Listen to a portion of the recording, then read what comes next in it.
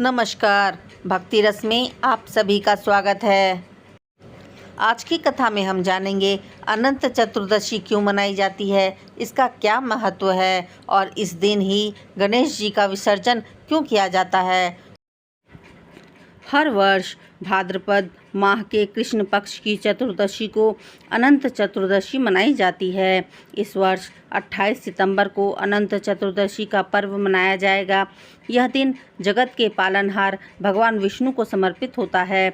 अतः इस दिन भगवान विष्णु और माता लक्ष्मी की पूजा और उपासना की जाती है।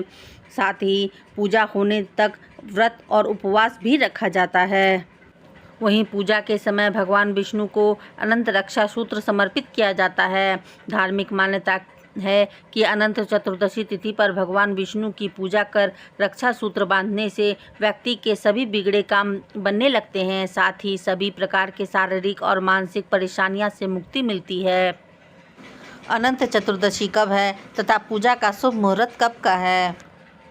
सनातन पंचांग के अनुसार भाद्रपद माह की चतुर्दशी तिथि यानी 27 सितंबर को रात 10:18 से शुरू होगी। अगले दिन 28 सितंबर को संध्या काल 6:49 पर समाप्त होगी। अतः 28 सितंबर को अनंत चतुर्दशी मनाई जाएगी। वहीं अनंत पूजा का शुभ मुहूर्त प्रातःकाल 6:12 से लेकर संध्या काल 6:49 तक रहेगा। अनंत चतुर्दशी व्रत कथा। पुराणों के अनुसार यह कथा महाभारत काल से जुड़ी है और यह कथा युधिष्ठिर से संबंधित है। कथा के अनुसार पांडवों के राज्यहीन होने के बाद श्री कृष्ण ने उन्हें अनंत चतुर्दशी का व्रत रखने का सुझाव दिया।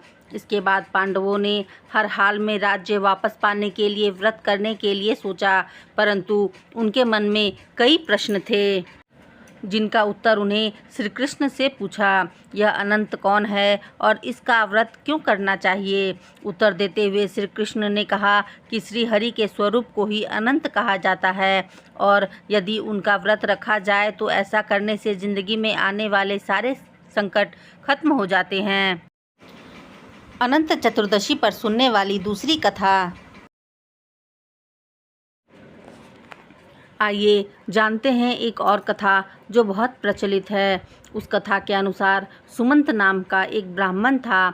उसका विवाह महर्षि भृगु की पुत्री दीक्षा से हुआ।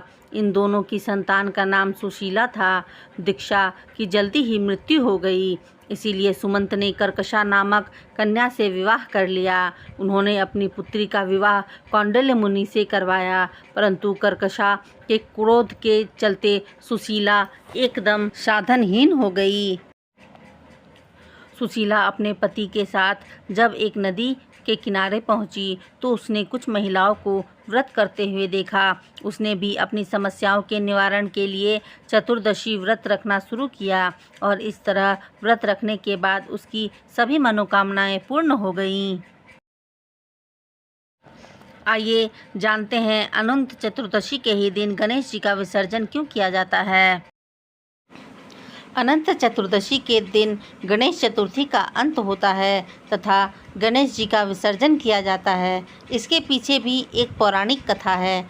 कथा के अनुसार जिस दिन वेद व्यास जी ने महाभारत लिखने के लिए गणेश जी को महाभारत की कथा सुनानी शुरू की थी, उस दिन भाद्र शुक्ल चतुर्दशी थी। कथा सुनाते समय वेद व्यास जी ने आंखें बंद कर ली थी और गणेश जी को लगातार 10 दिनों तक वह कथा सुनाते रहे। गणेश जी का काम कथा लिखना था और वह लगातार 10 दिनों तक कथा लिखते रहे। 10वें दिन जब वेद व्यास जी ने आंखें खोली तो उन्होंने देखा कि एक जगह बैठकर लगातार लिखते लिखते गणेश जी के शरीर का तापमान काफ़ी बढ़ गया था। ऐसे में वेद व्यास जी ने गणेश जी को ठंडक प्रदान करने के लिए ठंडे जल में डुबकी लगाई। डुबकी लगाने के लिए वह उन्हें अलकनंदा और सरस्वती नदी के संगम पर ले गए। जिस दिन उन्होंने गणेश जी को डुबकी लगवाई उस दिन अनंत चतुर्दशी का दिन था।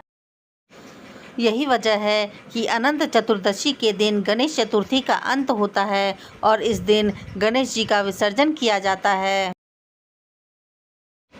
इसी तरह की और कथाएं और जानकारी के लिए भक्ति रस चैनल को सब्सक्राइब जरूर करें। यह वीडियो अगर आपको पसंद आए तो वीडियो को लाइक अवश्य कीजिएगा। फिर मिलते हैं किसी अन्य रोचक जानकारी के साथ। तब तक के लिए जय श्री राम।